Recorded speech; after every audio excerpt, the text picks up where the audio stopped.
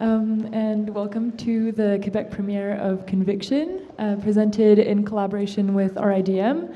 And we have filmmakers Ariella Pahlke, Teresa, MacInnes, Nance, Ackerman in attendance, and we will also be joined by Senator Pate for a Q&A after the film, so please remember to stick around for that. So now I'd like to welcome the director, one of the directors of Conviction, Ariella Pahlke, who will say a few words about the film.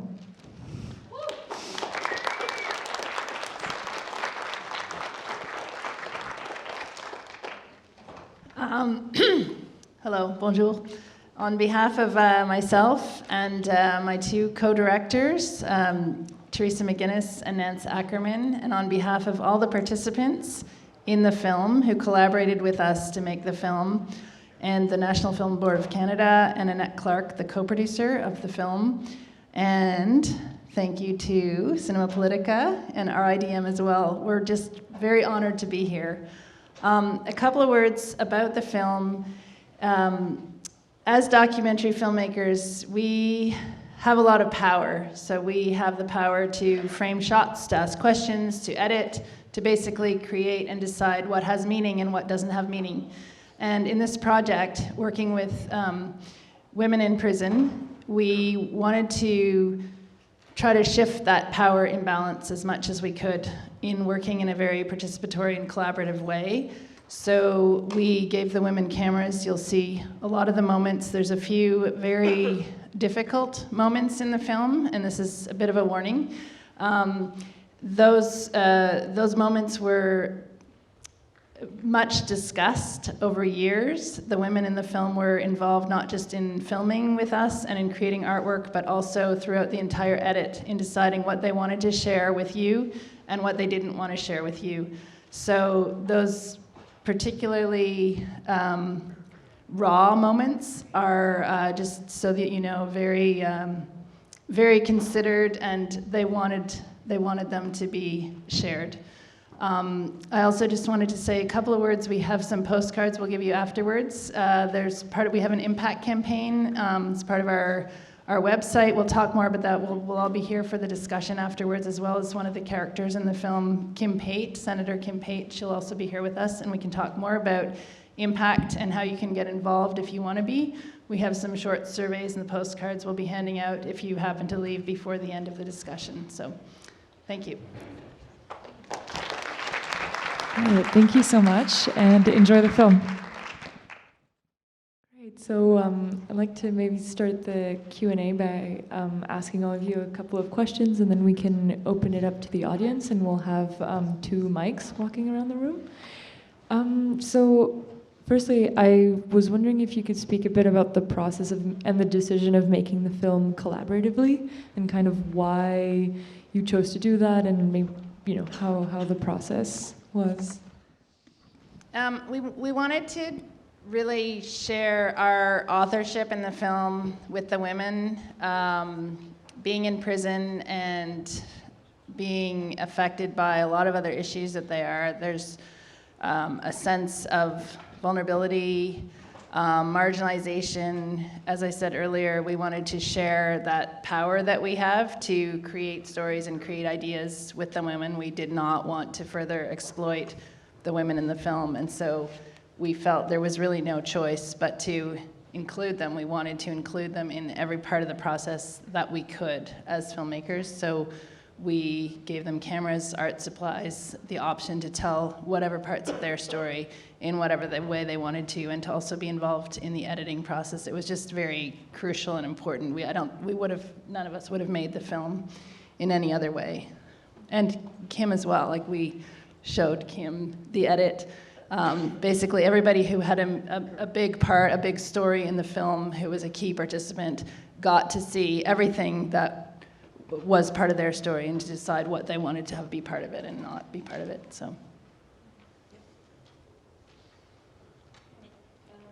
And if you could discuss also kind of how the film, maybe if the film challenged some of the preconceived notions, or how your view on the issue changed throughout the making of the film, or how it, you know, yeah, how how your views have kind of evolved. And this is also a question for Kim, if you want to answer about, you know, your own journey of kind of getting involved in this issue and how things changed for you. Well, it's we've all made social issue films, and so I'm not sure this is on. No, okay. We've all so when I first actually met Kim, it was you that challenged me about some of the ideas that were going on, and I was at the time I was making a film on prostitution and the laws that were changing in Canada and the laws that were being challenged, and I met you at Women's World, and I got the chance to interview Kim, and she said, do you realize that women are the fastest growing prison population worldwide? Do you realize the issues? And I did know the issues, but I didn't know how severe they were. I didn't know the extent, and so, you know, I had done a lot of research and I had met a lot of women in other films I had made, but when I actually went in there and I saw how young they were, and I saw, I don't know, how keen, like we had no idea when we were going in there what to expect, because like everybody, even if you've been exposed, you have these preconceived notions. And I just was really myself.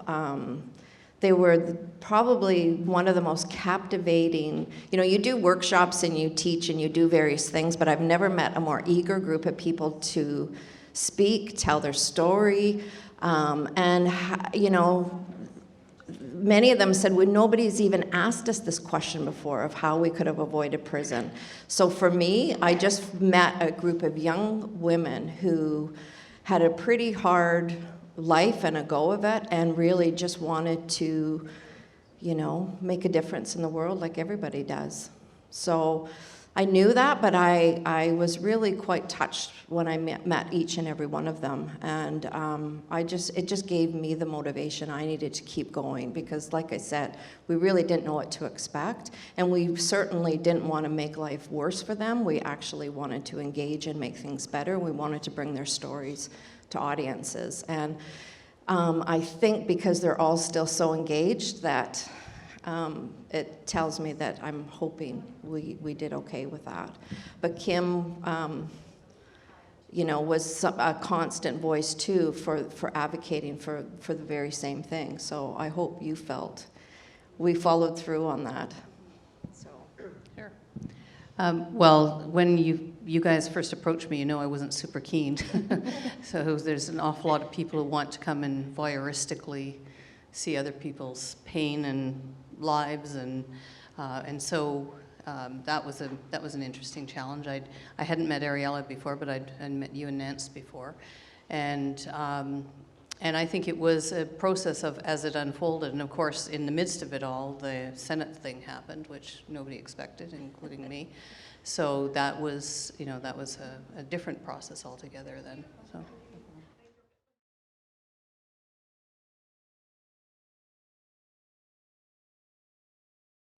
So the women, actually casting is a funny way to put it, but they kind of chose us. Well, actually, honestly, we had to go in and present it to the prison and then to the women, this whole idea of collaborating to create, to envision alternatives.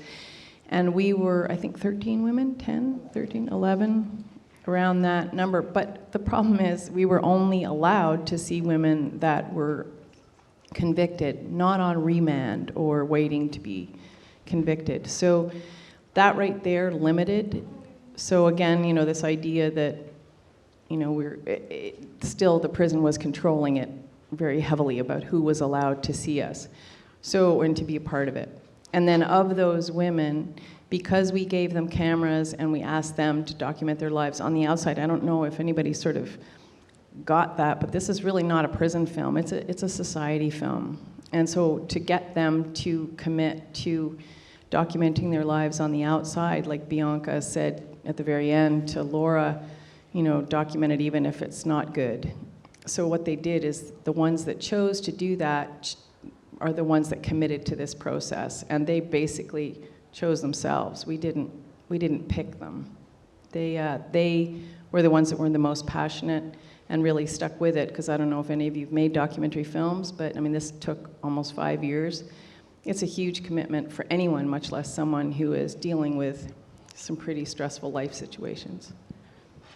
Did that answer the question? There was about 40 women in the facility at the time, and of that, 12 were presented for us to present to them to see if they wanted to participate. 75% of people in prisons are on remand, which means they haven't been charged with anything. They've been charged but not sentenced, sorry. So they're legally innocent, right? In prison. So, yeah. So, I mean, right off the bat, even before the whole schmozzle got started, we were dealt an ethical, sort of an ethical thing that we were dealing with, that we already had been sort of censored, who we were allowed to deal with. So and what was interesting is we started at Burnside, this particular facility, as a pilot. We were always going to do this at NOVA, which is the federal institution, but it took us 2.5 years to gain access. And so the women you meet at the beginning and the end who are singing, those are the women from the federal prison. And so we started this, and we just, we started working with Trina and Bianca, and it just became the film. So, sometimes you start something and you can't stop when you're doing a documentary. There's no such thing as sort of starting and not following through, especially when they were so engaged.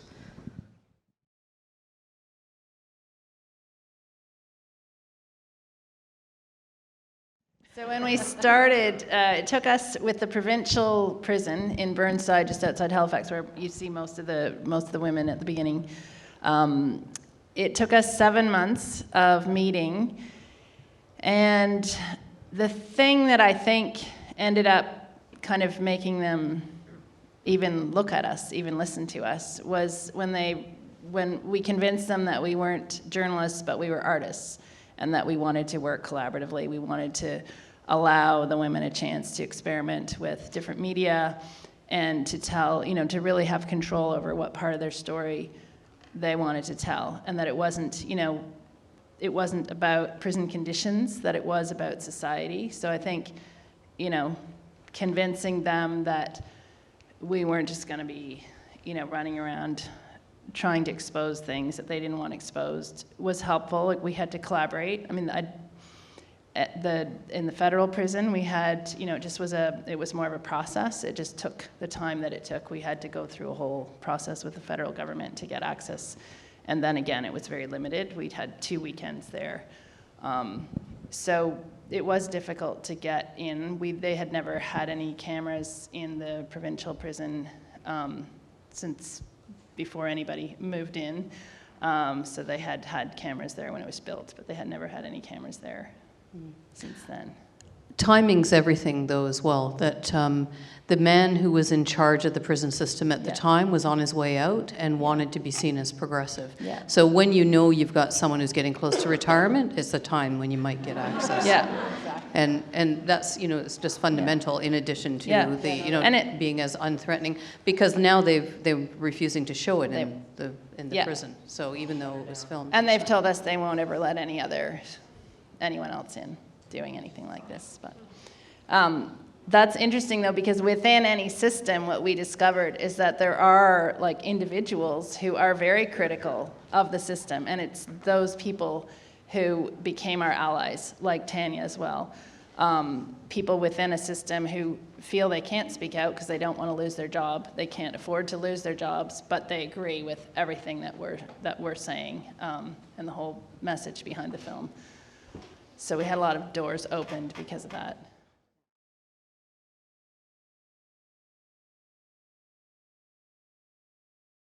I know people sometimes see the blurred, they don't distinguish, which actually we like. Which is good. Yeah, Nice. we like the Try. fact, we didn't want to frame it up and we didn't want to separate it because we did see them as true collaborators, but I would say 20%, 25. maybe 25 at the most.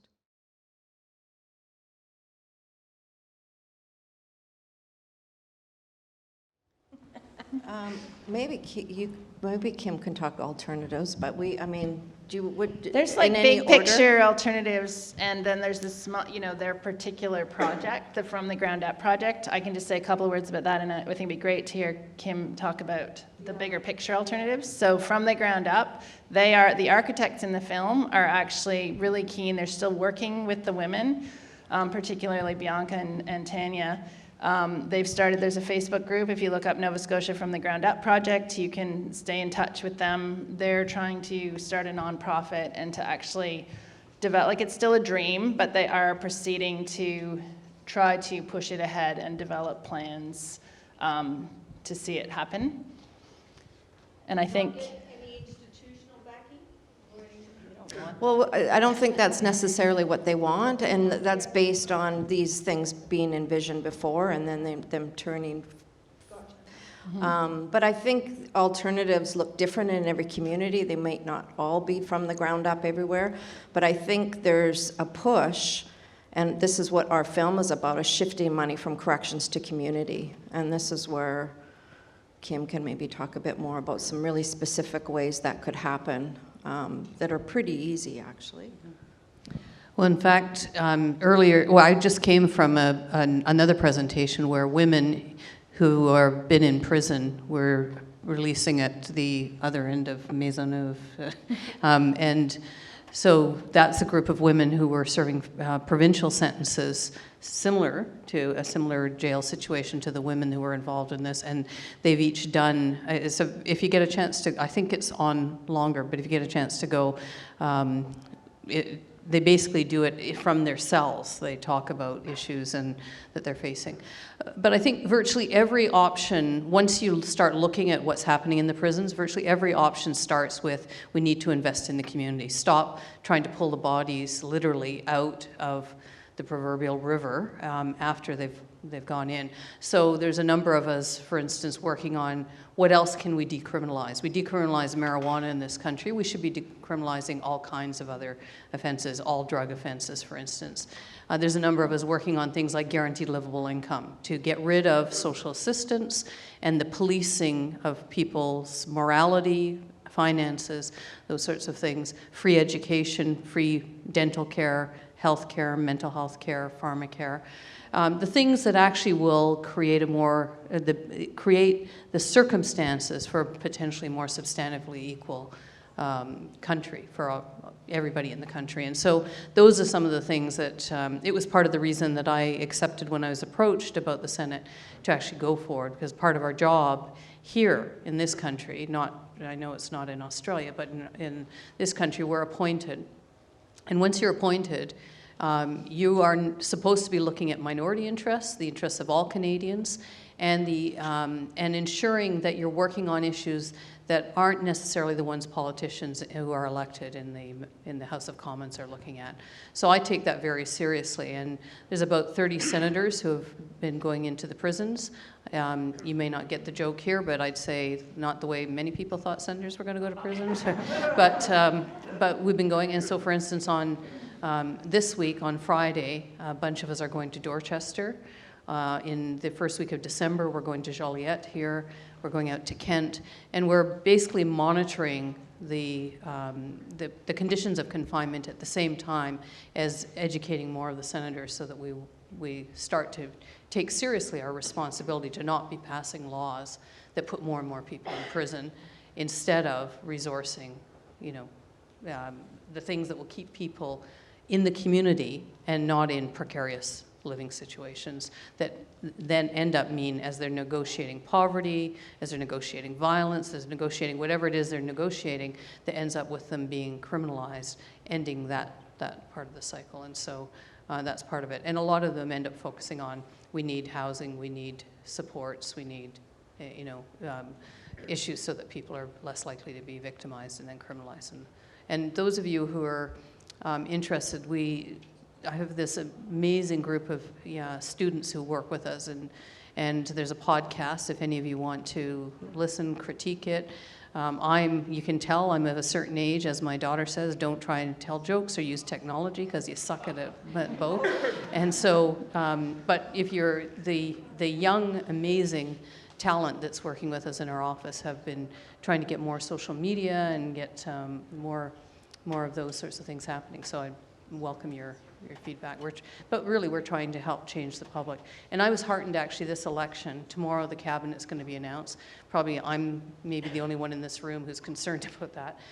But one of the things that happened this election that hasn't happened for over 20 years is so-called law and order and crime and punishment were at top of mind. Now, I think the crisis of what's happening to our planet is part of that, but it's also, I think, part of a trend that people are starting to realize putting tens of billions of dollars into putting people in cages is not going to solve anything. And in fact, it not only makes worse the problems people had when whatever issues they were challenged with before they ended up there, but it actually makes it worse, and they literally get dumped back into the community. So I also have a number of bills that I'm working on getting rid of mandatory minimums, conviction expiries, and those sorts of things. Thank you.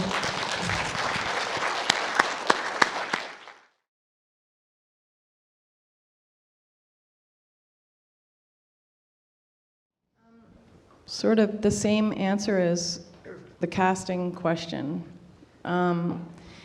Because this is a collaborative film, we really had to listen to the women who were speaking to us and had opinions right from the get-go. Tanya had very strong opinions as to where the problems were and what needed to be done. As you hear her say, would they hand them a bus ticket and say, see you later? So she had very strong opinions and was a part of the process. And we had to have a correctional officer in the room. She volunteered to be a part of it and was championing the project inside. So the other reason I think that we were drawn to her story is that she had very similar childhood stories to the women inside, which was another thing that we found was very consistent. She had a lot of abuse and trauma and PTSD from that. So she could relate and definitely come at it and the women accepted her as well, and they trusted her. So it was all very driven from them. Does that answer the question? Yeah. Well, I think most importantly, the women wanted her involved because there were other champions. We were given 3 champions, and she's the only one that they really respected and listened to, and they wanted her to be a part of it. And the fact that she stayed involved from the ground up afterwards, and they still want her involved. And she's left. And she's now actively speaking out about the issues within. She's telling her own story, which is why Nance feels comfortable talking about it. And she's also talking about some of the conditions within. And she's not talking for them, she's talking about it from her perspective. I think it's valuable. I mean, it's one of, I don't know.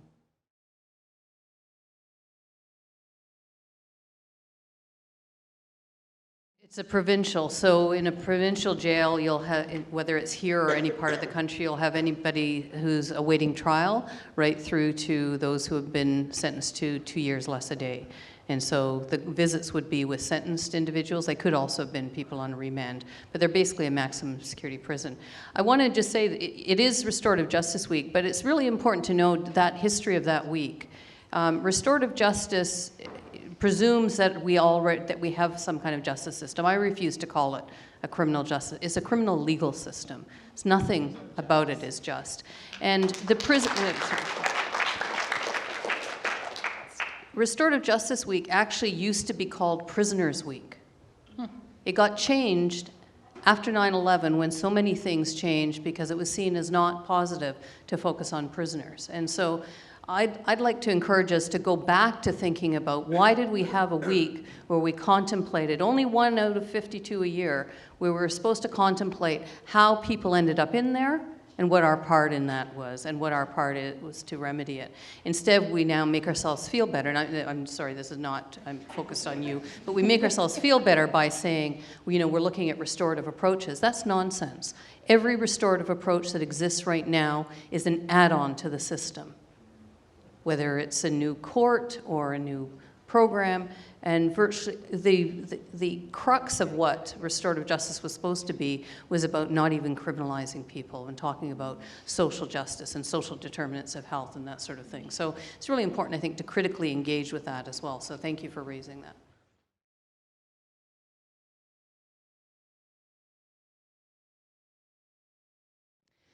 Well, the condition you saw in the film, so many people coming out with nothing, and as was just mentioned, you know, if they get a bus ticket, they're lucky. If there's even a bus goes to where they live, they're lucky.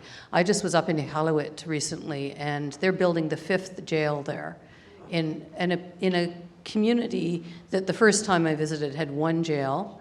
Most everybody in there was there because they didn't have housing.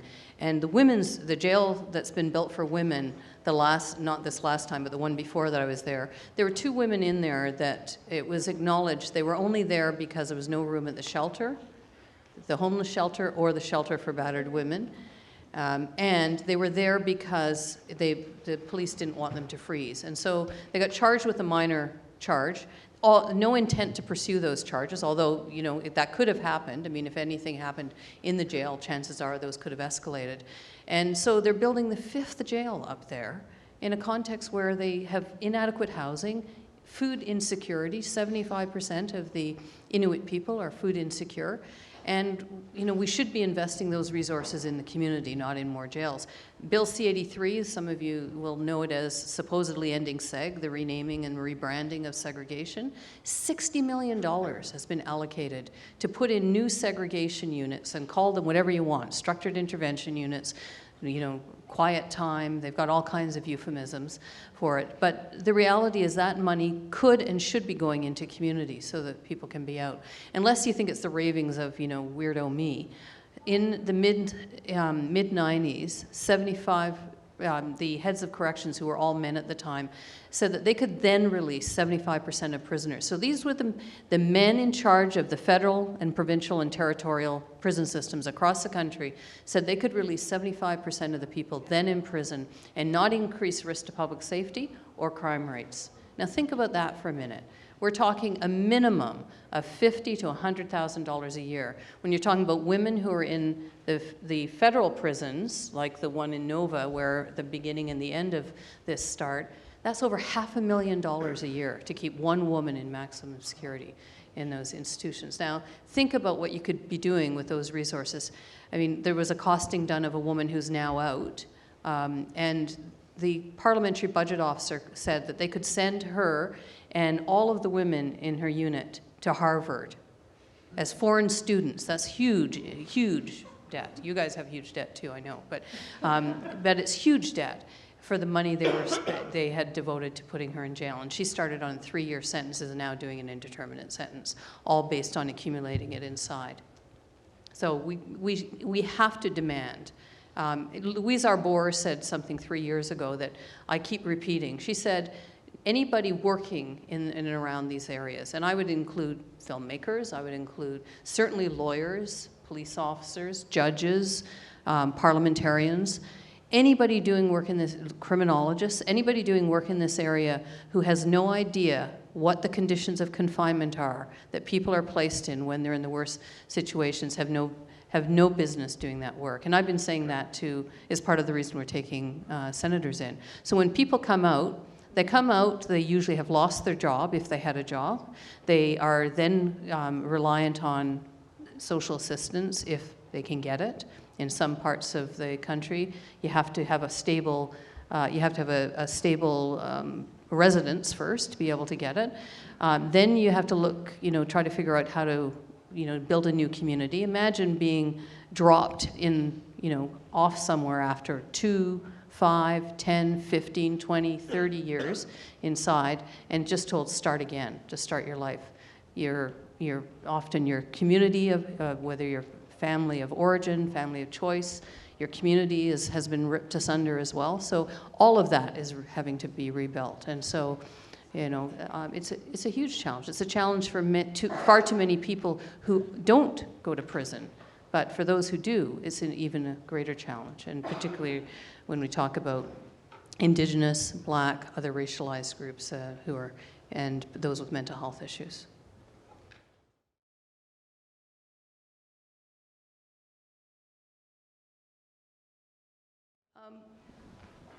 Well, it's not so much the lobbyists, I'd say, but it certainly is. Canada actually has, I mean, one of the problems of being so close to the States is we compare and we look, a lot better in some respects than the United States, but we should not rest on our laurels. I mean, we now have 17 men, they're all men, who are serving multiple life sentences in this country. We didn't have such a thing. Many of us think we should go the way that Portugal went and make it unconstitutional to even have a life sentence. But, when you compare that to the United States, where you have hundreds of thousands of people who will never, ever get out of prison, including young people, then, we look better. But I think we should be looking at what our Charter of Rights and Freedom says, and that is that we shouldn't be engaging in cruel and unusual punishment, that, it was taken completely out of the law for youth to be ever isolated. And so, we should be looking at the standards Canada could be setting. And if you just, go back to some of the costing, one of the biggest challenges right now is the unions. And I'm, when I was going to law school, I actually thought I'd be a labor lawyer for a while. So this is not an anti-labor position. But our guards unions have become so powerful.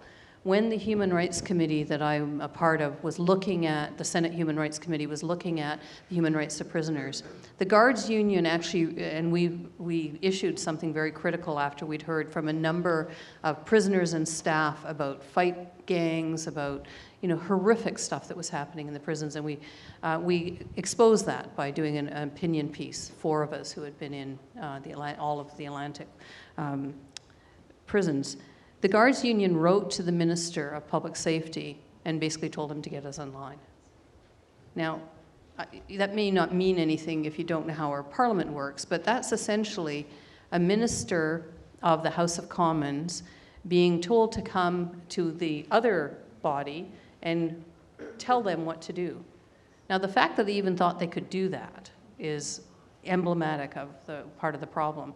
And we have the highest ratio of prisoner to our guard to prisoner ratio in the world. In the world. We have more than 1 correctional officer for every prisoner in this country. Not quite 1.5, but 1 in 1.2, I think it is. So that's a huge ratio. And think of what we could be doing with those resources. Think of the jobs those people could be doing if they weren't in guard positions, what they could be doing in the community with their social work degrees, with their psychology degrees, with their criminology degrees, with their whatever training they have. Thank you. Before we end, Ariella, I think you wanted to mention something. Oh, I just wanted to say, if anybody wants to keep in touch, on our website, you can join, you can write your email on the survey. We have a Facebook group, Conviction Documentary, and we will be posting some of the initiatives that Kim's working on in the Senate. If there's any way you want us to help you facilitate, or us to help facilitate getting in touch with Kim or any other politicians, we can do that. If you want to host a screening, the NFB, the distributor, is offering the film for free to public screenings right now, so it could be small or large. On the postcards, there's a list of things you can do if you want to get involved with the impact, any of the calls to action that we have on there, or any other ones that you feel are important that relate to the film. All right, well, thank you so much for being here and for joining us for the discussion. Yeah. Thank you. Thank you.